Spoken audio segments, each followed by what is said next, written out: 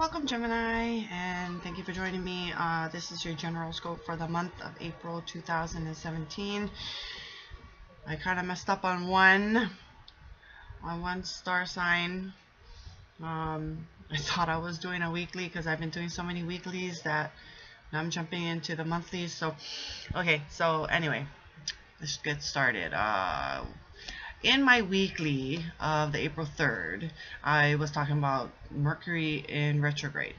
And for you, those of you who are not familiar and you're new here, and you didn't watch that particular weekly, Geminis, Mercury is the planet of communication. And that planet is going in retrograde on April 9th and will end May 3rd.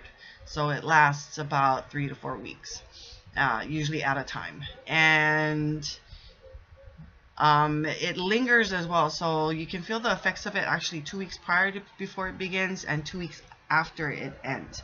And this is anything that has to do with communication. So anything that does have to do with communication will go away. And so that is, your computers will start acting up and getting a little funky there. Your cell phones will be acting up and acting a little funky there, as well as a lot of miscommunications, fights, arguments, domestic disputes, and a lot of car accidents, a lot more, anyway, car accidents on the road. So that's that. So just be mindful when or if anything like that does occur in your life. Okay, so let's get started with you, shall we? So this is for the month, not the weeks. This is for the month of April. Alrighty, so we start off with the Three of Wands, and this is about moving forward. So beginning of the month, you'll be moving forward in some way. What else is going on here? A lot of contemplation, I guess, but it is still forward moving. Planning, contemplation, maybe some teamwork, some collaboration going on. You got threes beginning and ending, and they basically are saying somewhat the same things. So beginning of the month, though, it's about moving forward. Next we have is the Fool card, Major Arcana. You want to pay close attention to this card because it's a Major Arcana. This is about new beginnings, feeling carefree and fancy-free, enjoying that sun in your face, the wind in your hair, the wind in your face.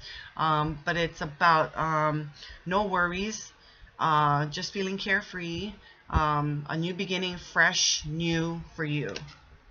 Okay.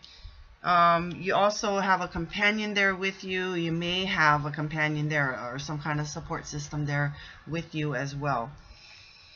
And next we have is the Five of Swords. To me, okay, wait, now fives are, and I got a cheat sheet on it's instability and change. That's what fives indicate. Instability and change. But when I see this card, usually when readers read it, it's regarding conflict. So I'll just go with that and say that there may be some conflict in your life at this time. But this is also a card about no winners, no losers as well. But you want to be careful because it is a Swords card, and it's telling you it's regarding how you think and communicate. Okay, so you want to be mindful of that. And like I said, Mercury in retrograde. So each sign somehow has some kind of swords involved, and I want to say that this one, you just want to be mindful of the way you communicate, the way you think, and how you respond to the way others think and communicate with you. So just be mindful of this. But to my point of view, when I see this card, the message that comes to me is battles have ended. And whether that is thought conflict, a thought battle, or the way you communicate, it's some sort of battles that have ended. But like I said, there's no winners and there's no losers. Next card we have is the Hierophant. So this basically is a religious card, but what the meat and potatoes is about strict structure.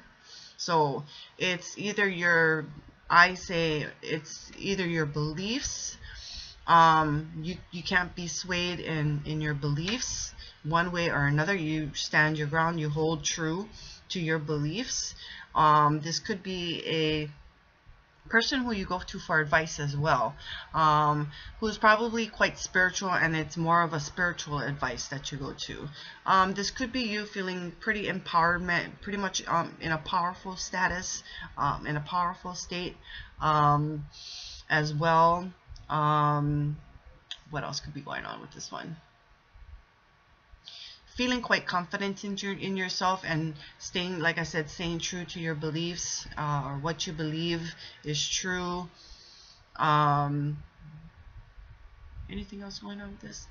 Again, it's a major arcana, so you want to pay close attention to this as well. Again, it could be your boss, manager, supervisor, team leader, so forth and so on as well, who might be quite spiritual and is not quite point finger, but is quite strict. I would say strict but fair as well.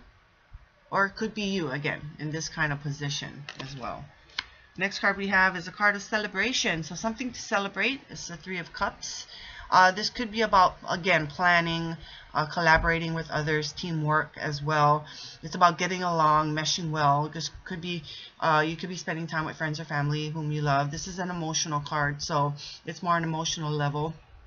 But you get along quite well. But it is a card about celebration, so something to celebrate.